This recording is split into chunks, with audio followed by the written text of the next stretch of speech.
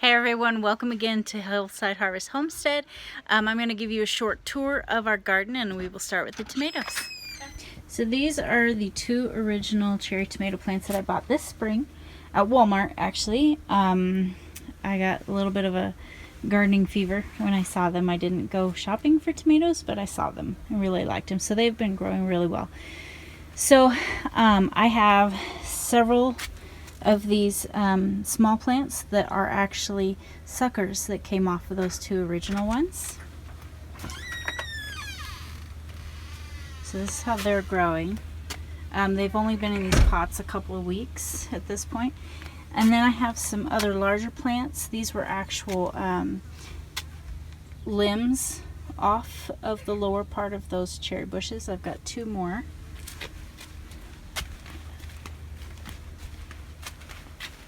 Okay, so these ones are just growing really good. So they're all cherry tomatoes, obviously, because they came off of the two original bushes that I have. The reason that I planted so many was because I anticipated children coming and taking all of the cherry tomatoes off the plants as they grow. So this will give us enough for kids to come and raid the bushes and be able to have enough left over for us to enjoy for meals and salads and such.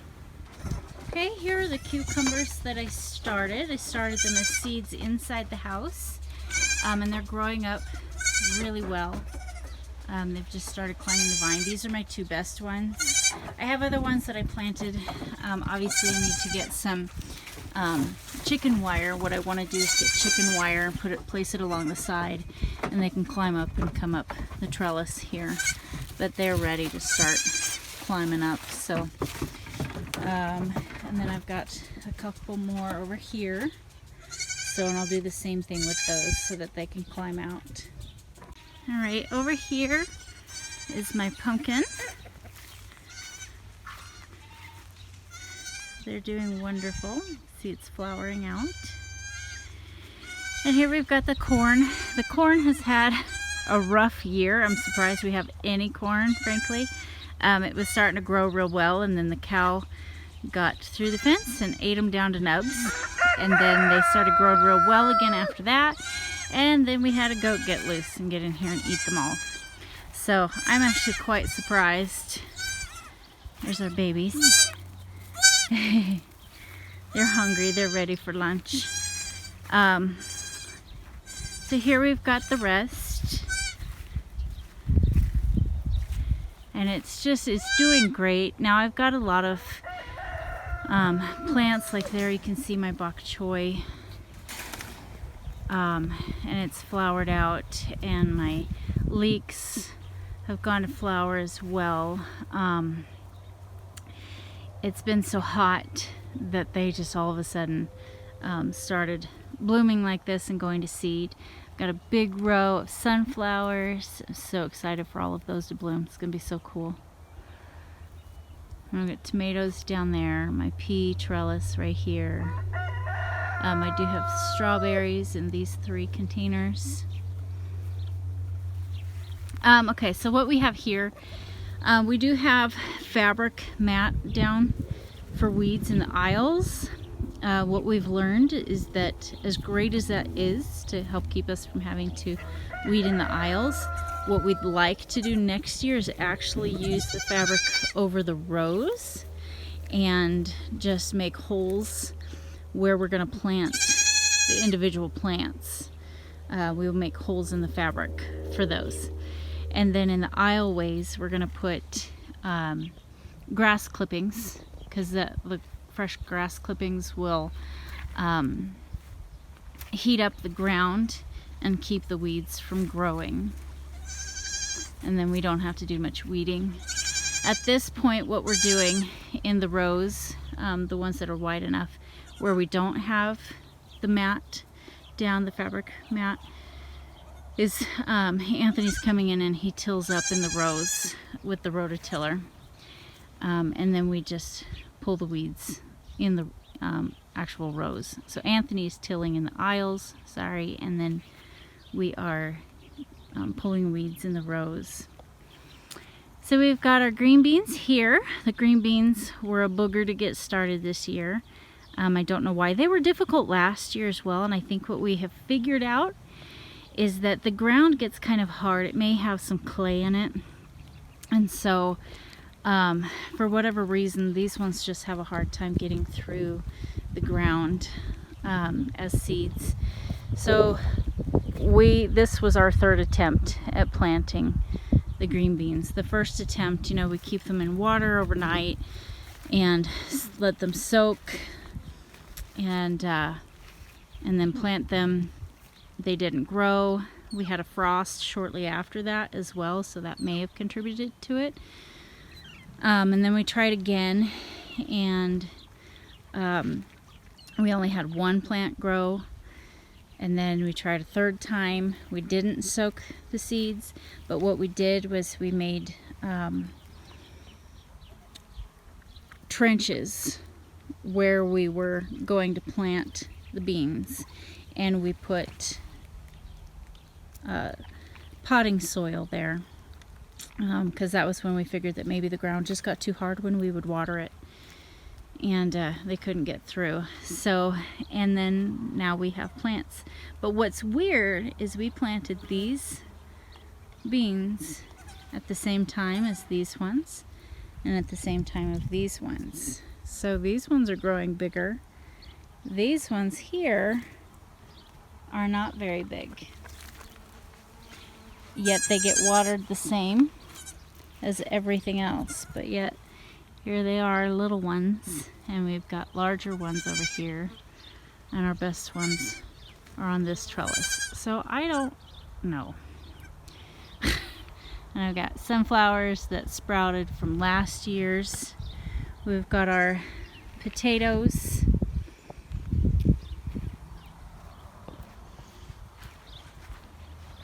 We've got carrots and our lettuce. Our lettuce went to seed right away, and when it started coming up was when it got super hot, and so it started going to seed right away, unfortunately.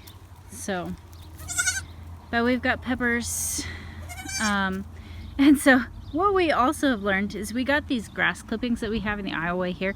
We got them from someone that Anthony works with, and so it was all bagged up. I don't know how long it had been in the bags. And so what we have figured, so you can see the weeds growing through it. So it hasn't stopped the weeds. But I know it works. My parents do it on their garden, and it keeps the weeds down. So what we need is fresh grass clippings, so that it just really has more heat to it. And that will help with that. So I have a lone grapevine. I planted 2 last year, only 1 made it. So I want to add to this and just grow more. And I need to add a trellis for it to climb up. We've got a couple of blueberry bushes. They didn't do real well last year, but they're making a comeback this year. So we just need to work on fertilizing these poor little guys. And I want to add more bushes of my blueberries as well. I do have currant bushes, and then I've got planted this rhubarb this spring. I've got another rhubarb plant that's done producing for the year. We've got raspberry bushes. We obviously don't weed in there much. We have asparagus over there and our tomatoes. The asparagus we're allowing to go to seed because we want to just keep adding more and more to it. At this point, you know, we just don't have a lot of asparagus. We don't have enough to be able to actually do much with. So, you know, I'd like to be able to can it, you know, and pickle it, and be able to use it for meals and things like that. So we obviously need more. So we have a couple different watering systems that we've done. In some of the aisles we have the black drip hoses. Oh, by the way, all of this stuff that you see right here, that's just free range lettuce. That's what I call it, not weeds. because they are edible. Not as if I'm going to eat them, but they are edible. And you can put them in your salads and stuff. So I don't want to call it free. I don't want to call them weeds. I'll just consider them free-range lettuce. Makes me feel better. So anyways, we have the black drip hose, and then we also have this strip hose. So we don't have enough water pressure to be able to do the drip hoses all the way around the garden. We could only do it on a couple of the rows. I like the drip hoses. I like the amount of water that it just soaks into the dirt. We were wanting to do these strip hoses throughout the entire garden. We don't need quite as much pressure for those. However, because we don't have as much pressure on that, they are getting clogged with dirt, which really sucks because there are areas in the garden that aren't getting much water because it's clogged at those areas. And then there's other areas that are doing fine. So I don't think that we should do this next year. I prefer just having sprinklers. We did set up a couple sprinklers. We're leaving on vacation tomorrow, and so for ease, so that my brother is coming to take care of our property, so that he doesn't have to deal with the whole watering system that we have, which is kind of a process. We've put sprinklers up, and so we've got a couple sprinklers, 2 in the garden area, main garden area, and then 1 for the corn. And so that will just make it a lot easier for him. He won't have to do anything. We've dealt with, you see I've got bare spots throughout the garden, and that's because we've had voles that we've dealt with come in and they just wipe out areas of the garden. So that's been fun to deal with.